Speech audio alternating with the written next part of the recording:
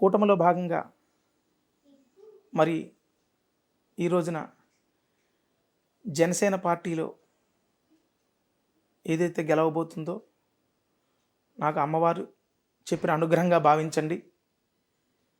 మరి జనసేన పార్టీలో ప్రత్యేకంగా ఈ సంవత్సరం ఫలితాలు చూసుకుంటే నేను అమ్మవారి దగ్గర చూసినంతసేపు పిఠాపురంలో పవన్ కళ్యాణ్ గారి మీద బాగా మరి ఆయన ముఖమే చూపిస్తుంది ఎక్కువ. ఆయన ఈ పట్టు ఒక పెనుమార్పును తీసుకొచ్చే అవకాశాలు ఎక్కువగా కనబడుతున్నాయి పవన్ కళ్యాణ్ గారిది. మరి జేఎస్పీలో మరియు వైసీపీ పోటీ చేసిన విభాగంలో భాగంగా మనం ఎవరైతే జనసేన పార్టీలో గెలిచేటువంటి నియోజకవర్గాల పేర్లని మీకు చెప్పడం జరుగుతుంది.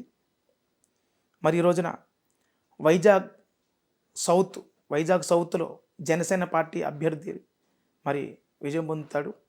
అదేవిధంగా అనకాపల్లిలో కూడా జనసేన పార్టీ గెలుపొందుతుంది.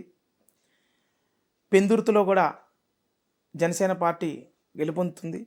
అలాగే యలమంచిలిలో కూడా జనసేన పార్టీ అభ్యర్థి గెలుస్తారు. అదేవిధంగా జనసేన పార్టీలో పిఠాపురం నుంచి పోటీ చేసినటువంటి పవన్ కళ్యాణ్ గారు కూడా మరి పిఠాపురం నుంచి కూడా ఆయనే గెలవబోతున్నారు. నాకు అమ్మవారు చెప్పిన విధంగా స్ఫురించిన విధంగా మాత్రమే మీకు మేము తెలియజేస్తున్నాము.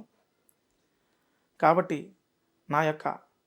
నేను చెప్పిన దాంట్లో ఎటువంటి రాంగ్ జరిగినా అది ప్రయత్నలోపంగా భావించండి. తప్పనిసరిగా అమ్మవారికి ఇచ్చినటువంటి వాక్సిద్ధి ప్రకారం ఇప్పటిదాకా ఎటువంటిది కూడా నా యొక్క వాక్కు వృధా కాలేదు.